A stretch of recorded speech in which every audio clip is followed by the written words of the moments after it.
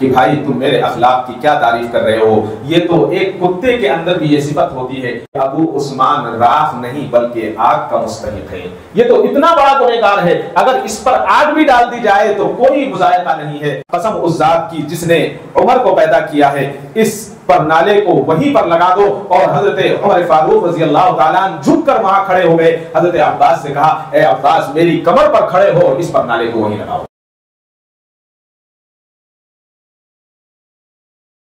السلام علیکم ورحمۃ اللہ وبرکاتہ۔ الحمد للہ نحمده ونستعینه ونستغفره ونؤمن به ونتوکل علیہ ونعوذ باللہ من شرور انفسنا ومن سیئات اعمالنا من يهده الله فلا مضل له ومن يضلله فلا هادي له ونشهد ان لا اله الا الله وحده لا شريك له ونشهد أن سيدنا وسندنا وشفيعنا وحبيبنا ومولانا محمدا عبده ورسوله أما بعد فأعوذ بالله من الشيطان الرجيم بسم الله الرحمن الرحيم لقد كان لكم في رسول الله أسوة حسنة لمن كان يرجو الله واليوم الآخر وذكر الله كثيرا صدق اللہ مولانا العظیم وصدق رسولہ النبی الکریم وعلى آلہ واصحابہ اجمعین والحمد للہ رب العالمین۔ محترم حضرات، عزیز طلبہ، سورہ احزاب کی آیت نمبر 20 پر 21ویں نمبر میں نے آپ کے سامنے تلاوت کی ہے، جس میں اللہ تعالیٰ نے ارشاد فرمایا ہے حقیقت یہ ہے کہ تمہارے لیے رسول اللہ صلی اللہ علیہ وسلم کی ذات میں ایک بہترین نمونہ ہے، ہر اس شخص کے لیے جو اللہ سے اور یوم آخرت سے امید رکھتا ہو اور کثرت سے اللہ کا ذکر کرتا ہو۔ آج دنیا کے اندر علم کی تعداد بڑھ گئی ہے، علم بہت زیادہ ہے، حاصل کرنے والے بہت ہیں، ہر جگہ ہر علوم کا عالم آپ کو ملے گا، چاہے وہ انگریزی ہو، چاہے وہ عربی ہو، چاہے وہ فارسی ہو، چاہے وہ اردو ہو، ہر زبان میں علم حاصل کرنے والے، اور ہر طرح کا علم آج ہمارے پاس ہے، لیکن اگر اس علم کے ساتھ عمل نہ ہو تو وہ علم بیکار ہے۔ اور عمل جو ہے وہ اخلاق سے پیدا ہوتا ہے۔ میرے اور آپ کے لیے نبی اکرم صلی اللہ علیہ وسلم کی ذات ایک بہترین نمونہ ہے، آپ کی زندگی ہمارے لیے بہترین راستہ، اس سے بہتر راستہ نہیں ہو سکتا، اور اسی راستے کو صحابہ نے اپنایا، اسی راستے کو بزرگوں نے اپنایا، اسی راستے کو اولیاء نے اپنایا، اسی راستے کو علماء نے اور فقہاء نے اپنایا، اور جب انہوں نے اس راستے کو اپنایا اور اس پر عمل کیا تو جو زندگی مشکل تھی وہ مشکل زندگی آسان ہو گئی، اور انہوں نے لوگوں کو بتا دیا کہ کس طرح سے سنت پر عمل کیا جا سکتا ہے، کس طرح سے اللہ کے حکموں پر چلا جا سکتا ہے۔ جتنے ائمہ گزرے ہیں آپ ان کی سیرت اٹھا کر دیکھیے، اپنے وقت کے عالم، اپنے وقت کے فقیہ، اپنے وقت کے مدبر اور مفکر، ساری چیزیں علوم، سارے علوم ان کے پاس موجود تھے، لیکن ہونے کے ساتھ ساتھ ان کے اخلاق اتنے بڑے تھے، ان کے اخلاق اتنے اونچے تھے کہ ہم اس کا تصور نہیں کر سکتے۔ یہ کہا جاتا ہے کہ جو کام تلوار سے نہیں ہو سکتا، جو کام بندوق سے نہیں ہو سکتا، جو بدماشی سے اور طاقت سے نہیں ہو سکتا، وہ محبت سے کیا جا سکتا ہے۔ اور اس کا بہترین نمونہ اسلام ہے۔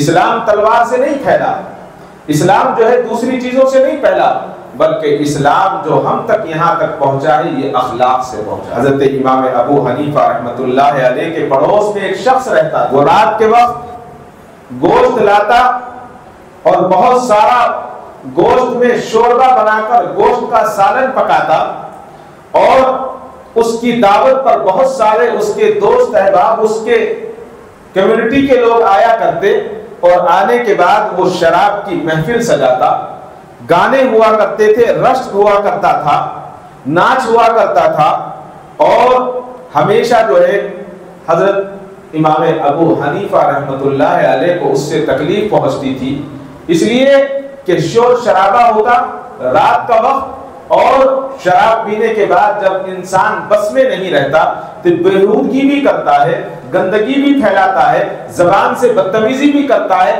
ساری کی ساری بدتمیزیاں حضرت امام ابو حنیفہ رحمۃ اللہ علیہ کے پڑوس میں ہوا کرتی تھی۔ ایک مرتبہ وہاں کے گورنر کو پتہ چلا کہ ایک شخص حضرت امام ابو حنیفہ رحمۃ اللہ علیہ کے پڑوس میں وہ آپ کو تکلیف پہنچاتا ہے، گاؤں والوں کو پریشان کرتا ہے، اور اس کے پاس آنے والے لوگوں کی تعداد بھی بہت بڑی ہے، تو رات کو گورنر پولیس کے ساتھ آئے اور آنے کے بعد اس شرابی کو اور اس شرابی کے ساتھ جتنے لوگ وہاں موجود تھے تمام کے تمام کو گرفتار کیا اور لے کر چلے گئے، لے جا کر ان کو پولیس اسٹیشن میں بند کر دیا جو اس زمانے کا تھانہ تھا۔ حضرت امام ابو حنیفہ رحمۃ اللہ علیہ اپنی عبادت میں مصروف ہیں، آپ کو نہیں پتا۔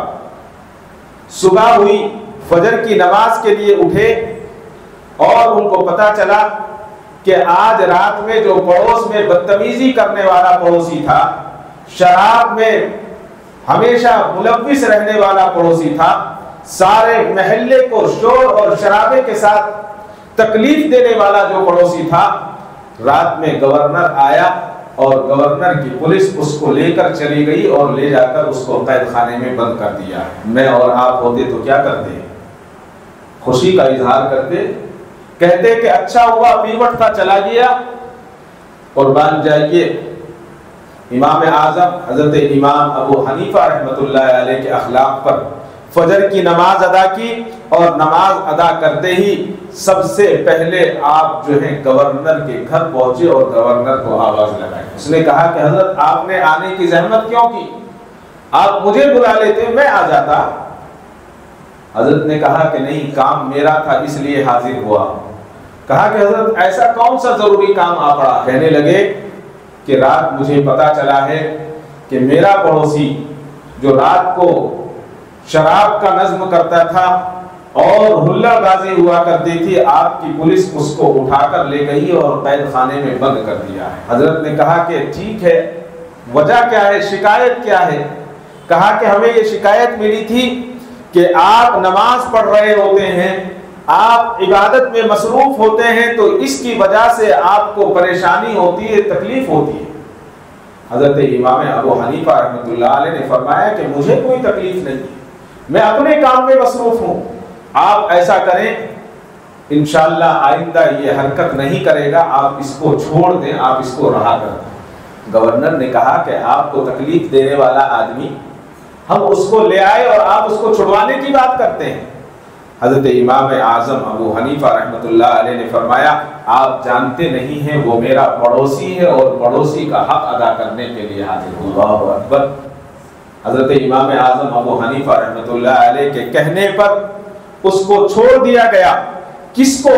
جو ساری زندگی جان بوجھ کر امام اعظم ابو حنیفہ رحمۃ اللہ علیہ کو تکلیف پہنچاتا رہا، اور صرف اس کو ہی نہیں چھڑوایا آپ نے، بلکہ آپ نے اس کے ساتھ جتنے پکڑے گئے تھے ان کی بھی سفارش فرمائی، کہا کہ ان کو بھی چھوڑ دو، انشاءاللہ یہ آئندہ یہ حرکت نہیں کریں گے۔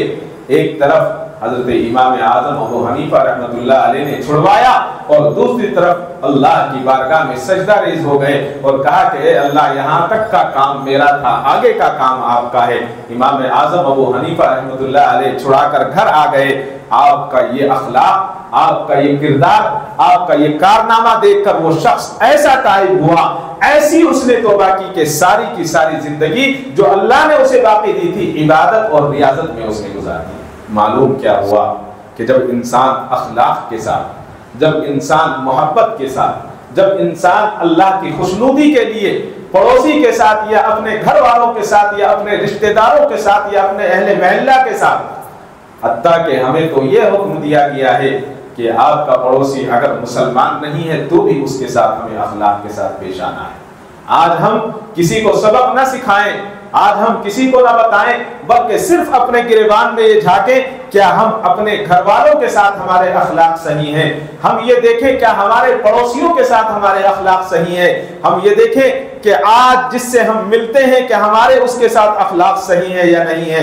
اگر ہمارے صحیح نہیں ہے تو ہمیں اپنا محاسبہ کرنے کی ضرورت ہے, ہمیں اپنے آپ کو بدلنے کی ضرورت ہے. جب ہم اپنے آپ کو بدلنے کی کوشش کریں گے اس کا اثر پڑوسی پر پڑے گا, اور جب پڑوسی پر پڑے گا تو جب اس کے دل سے دعائیں نکلیں گی تو ہمارے لیے بھی بہتر ہوگا اور اس کے لیے بھی بہتر ہوگا. یہی اسلام کا سبق ہے, یہی نبی علیہ السلام کی زندگی کا اصول تھا, اور آپ نے جو طریقہ ہمیں بتایا ہے یہ وہی ہے. اور بزرگوں نے اس کو بارہا اپنی زندگی میں کر کر کے ہمیں سمجھایا کہ اخلاق کیا ہوتا ہے, کردار کیا ہوتا ہے. حضرت ابو عثمان رحمت اللہ علیہ ایک مشہور بزرگ گزرے. آپ کے پاس ایک شخص آیا اور شخص نے آ کر حضرت سے کہا کہ حضرت فلاں وقت آپ میرے گھر تشریف لے آئیں, میں آپ کی دعوت کرنا چاہتا ہوں. حضرت نے کہا کہ دعوت کی کیا ضرورت ہے؟ کہا کہ میرا دل چاہتا ہے کہ میں آپ کی دعوت کروں اور آپ میرے گھر آ کر کھانا کھا لیں.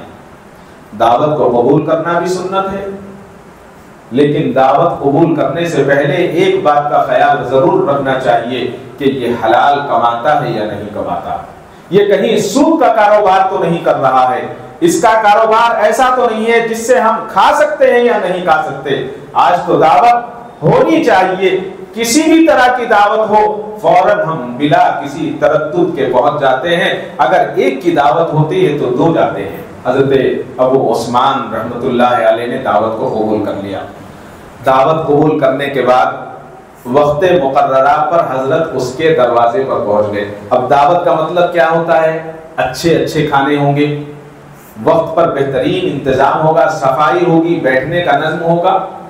جب حضرت ابو عثمان رحمت اللہ علیہ اس کے گھر پر پہنچے تو وہ گھر پر موجود تھا اور بھاگتا ہوا آیا اور حضرت کا استقبال کیا, اور حضرت کا استقبال کر کر کہا کہ حضرت بڑی شرمندگی ہے, تھوڑا سا انتظام نہیں ہو پایا ہے, میں آپ سے گزارش کرتا ہوں کہ آپ دوبارہ تشریف لے آئیں. میرے اور آپ کے ساتھ ہوگا تو کیا کریں گے؟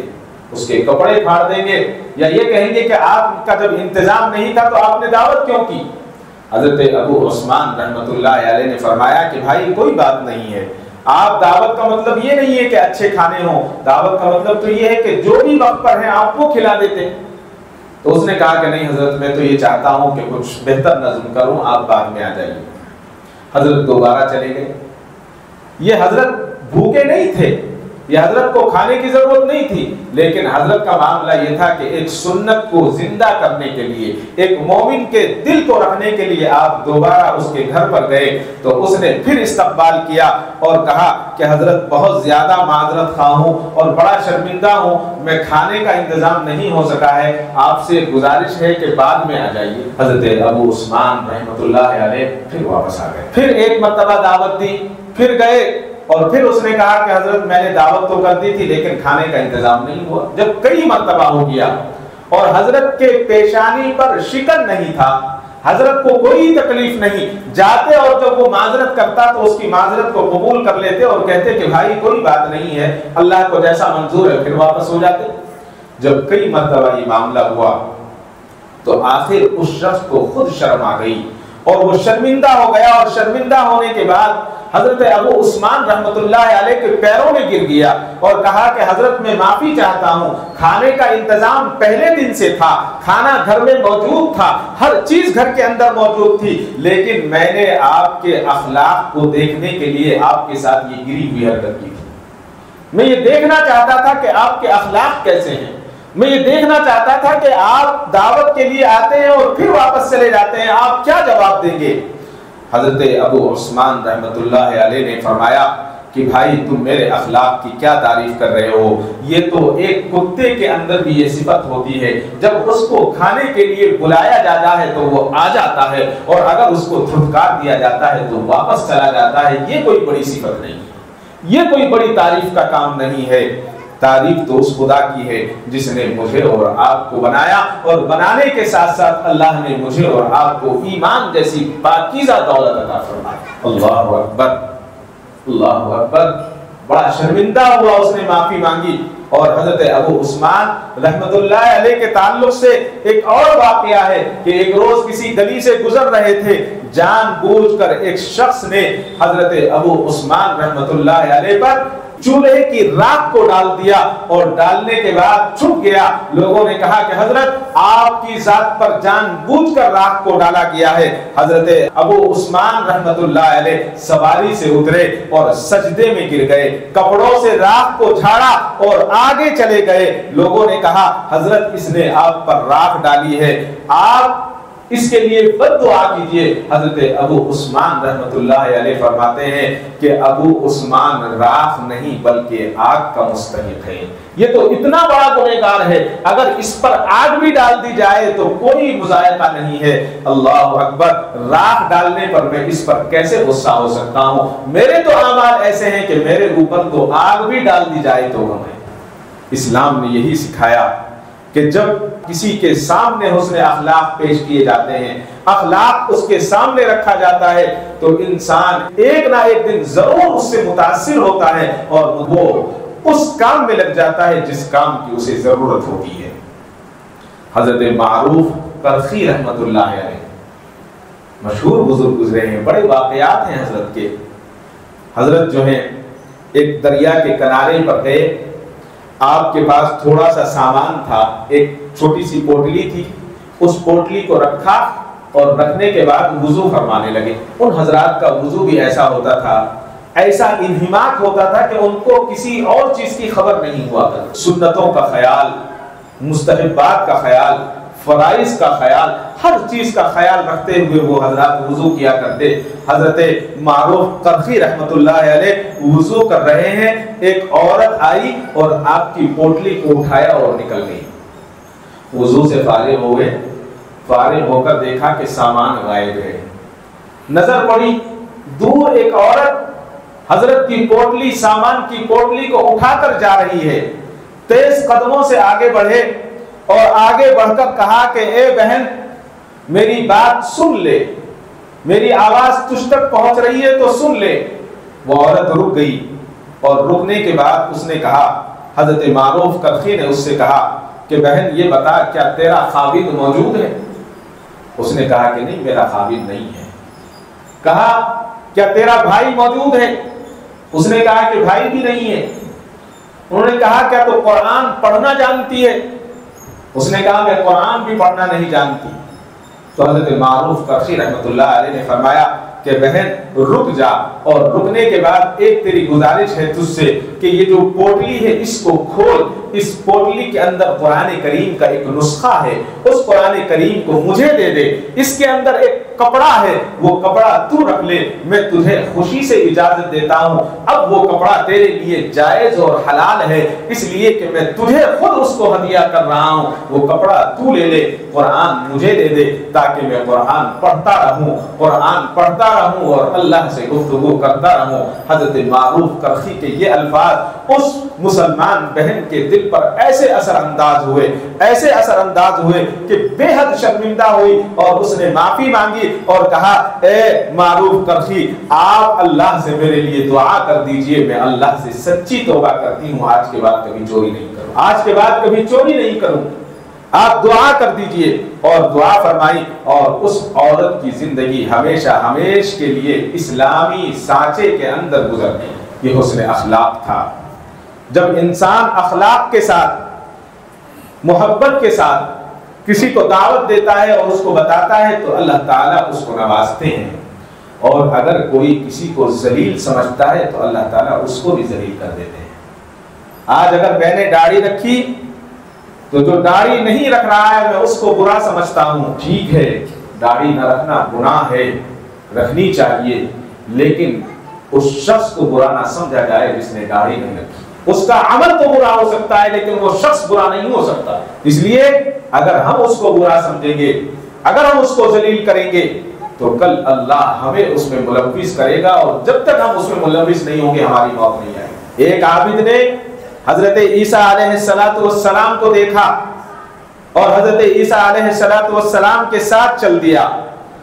ایک گنہگار تھا، فاسق اور فاجر تھا، سارے گناہ کیا کرتا تھا، اس کا دل چاہنے لگا کہ میں بھی حضرت سیدنا عیسیٰ علیہ السلام کے ساتھ چلوں اور اچھی زندگی گزاروں، اللہ کی رضا کی زندگی کو گزاروں۔ ابھی یہ دل میں سوچ رہا ہے، لیکن اس کی ہمت نہیں ہوتی ایک اللہ کے پیغمبر کے سامنے کیسے جاؤں۔ وہ اپنے گناہوں پر نادم تھا، اس نے اپنے گناہوں کی شرمندگی کو وہ محسوس کر رہا تھا۔ حضرت عیسیٰ علیہ السلام کے ساتھ چلنے کی اس کو ہمت نہیں ہو رہی تھی۔ بعد میں حضرت عیسیٰ علیہ السلام کے اخلاق کو دیکھا، اس نے دیکھا کہ حضرت عیسیٰ علیہ السلام کے اتنے بڑے اخلاق ہیں، تو رہا نہ گیا اس سے، اور خود حضرت عیسیٰ علیہ السلام کے سامنے آ گیا اور اپنے آپ کو پیش کر دیا اور کہا کہ اے اللہ کے نبی، آپ مجھے اپنے ساتھ لے چلیں، میں آپ کے ساتھ چلنا چاہتا ہوں، میں جو بچی ہوئی زندگی ہے میں اللہ کی رضا میں اس کو گزارنا چاہتا ہوں۔ حضرت عیسیٰ علیہ السلام نے کہا کہ ٹھیک ہے، چلیں آپ میرے ساتھ چلیں۔ اور جو عابد حضرت سیدنا عیسیٰ علیہ السلام کے ساتھ چل رہا تھا، اس کو پتا تھا کہ یہ شخص گنہگار ہے، یہ شخص فاجر اور فاسق ہے۔ اس کے دل میں اس کی طرف سے برائی پیدا ہوئی اور اس نے سوچا کہ یہ گنہگار ہمارے ساتھ چلے گا تو ہماری بھی برائی، ہمارے اندر بھی برائی پیدا ہوگی، اور اس نے فوراً اللہ سے دعا کی۔ حضرت عیسیٰ نے تو یہ دعا کی کہ اے اللہ، اس گنہگار کی مغفرت فرما دیجیے، اس گنہگار کی توبہ کو قبول فرما لیجیے۔ اللہ تعالیٰ نے توبہ کو قبول فرما لیا۔ ادھر گنہگار کے لیے حضرت عیسیٰ دعا فرما رہے ہیں تو اللہ نے قبول فرمائی۔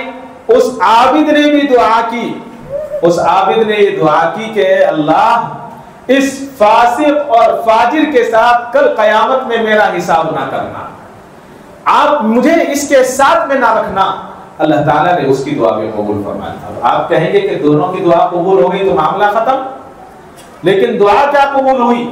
حضرت عیسیٰ علیہ السلام نے اس گنہگار کے لیے مغفرت کی دعا کی، اور اس شخص نے یہ دعا کی، عابد نے، کہ اللہ کل قیامت کے دن اس گنہگار کے ساتھ میرا حشر نہ کرنا، اس کے ساتھ مجھے نہ رکھنا۔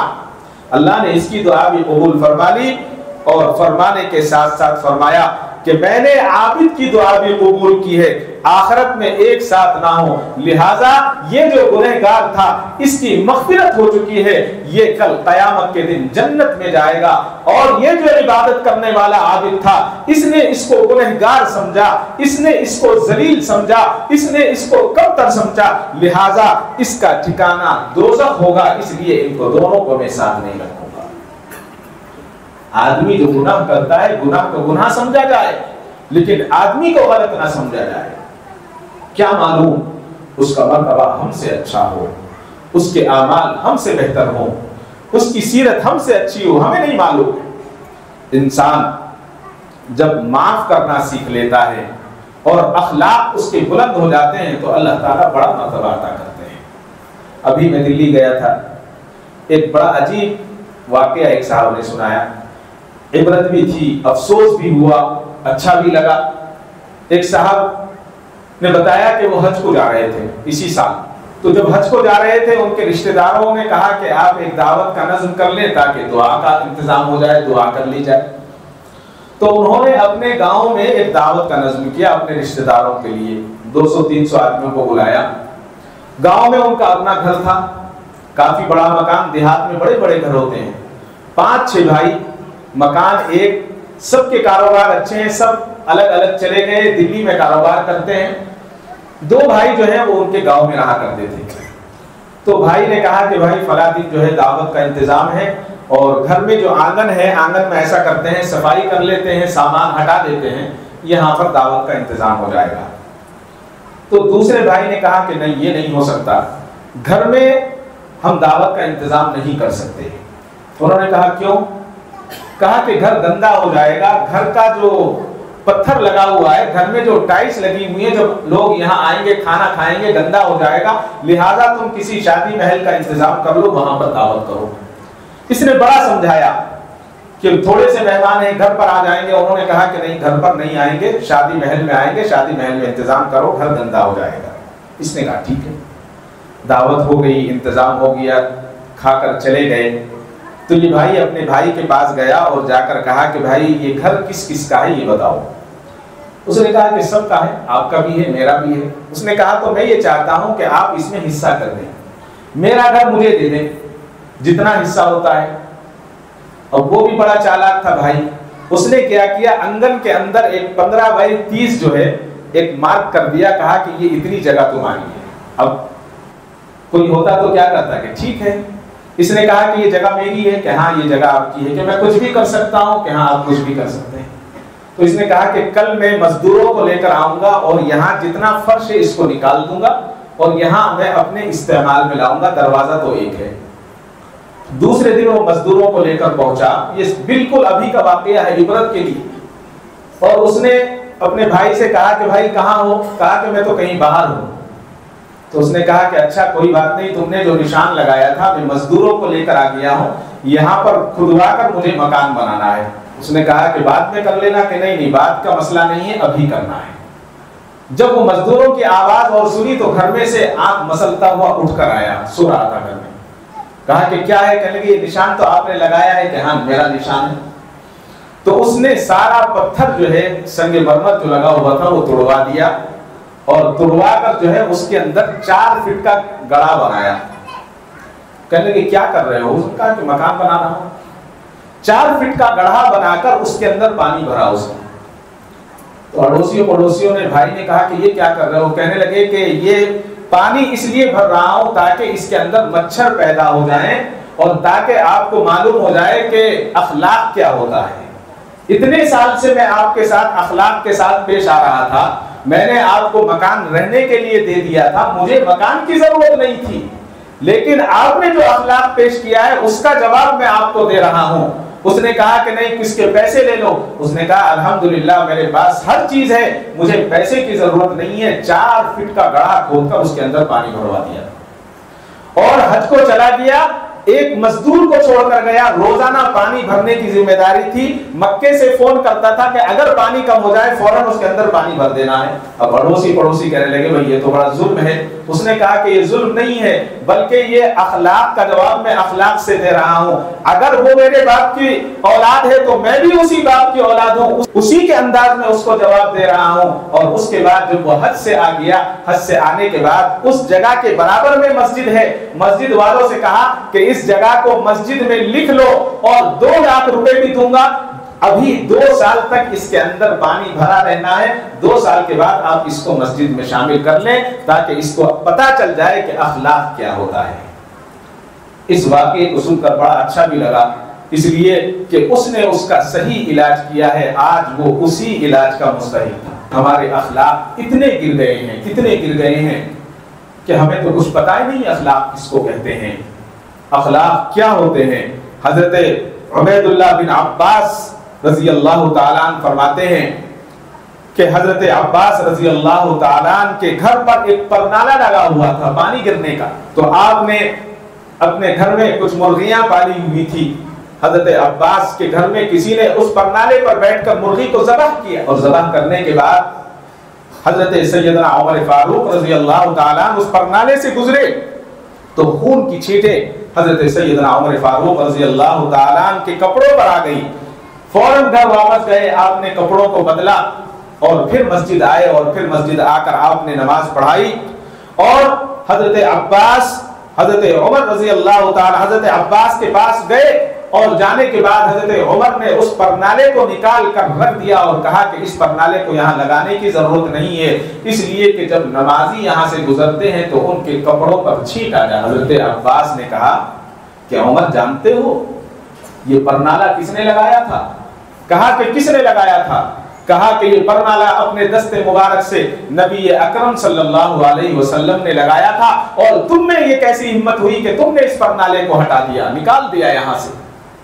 حضرت عمر فاروق رضی اللہ تعالیٰ عنہ واپس گئے، اور واپس جانے کے بعد آپ نے کہا قسم اس ذات کی جس نے عمر کو پیدا کیا ہے، اس پرنالے کو وہیں پر لگا دو۔ اور حضرت عمر فاروق رضی اللہ تعالیٰ عنہ جھک کر وہاں کھڑے ہو گئے، حضرت عباس سے کہا اے عباس میری کمر پر کھڑے ہو اور اس پرنالے کو وہیں لگاؤ۔ انہوں نے کہا کہ نہیں میں لگا دوں گا۔ کہا کہ ایسا نہیں ہو سکتا، عمر نے اس کو ہٹایا تھا اور حضور نے اس کو لگایا تھا، یہ کیسے ہو سکتا ہے؟ فوراً جھکے اور جھک کر حضرت عباس سے کہا کہ عباس تم عمر کی کمر کو اپنی سیڑھی بنا لو اور اس پر کھڑے ہو کر اس کو پرنالے کو لگاؤ تاکہ لوگوں کو یہ پتا چلے کہ اخلاق کیا ہوتا ہے۔